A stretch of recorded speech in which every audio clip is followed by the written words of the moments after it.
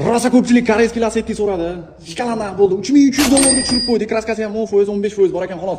Proverka qilib tekshirib ko'ra olasizlar. Bunaqa narxlar eng arzon Namangan kanalida bo'ladi. Telegram kanaliga o'tib, obuna bo'lib kutib turinglar.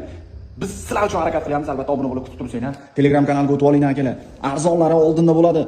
Xo'p, 3300 ga 2003-yil koreyskiy Lacetti lukligi, albatta avtomat korobka bo'lgan, kamerasi xod qilish uchun mexanika bosib yuborishgan. 1.6 motorda o'tgan gal qo'ygandik bu mashinamizni 3350 ga qo'ygandik.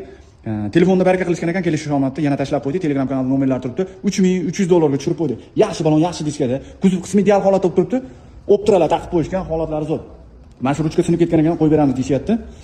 Ko'rib, proverka qilib olasizlar. Oldida letlargacha bor, gerb labovoy, holatini qaranglar. Ideal holatda o'tiribdi ya. Shuni bosib olsangiz 3300 ga zo'r. Olib minishga zo'r variant. Koreyskiy mashina.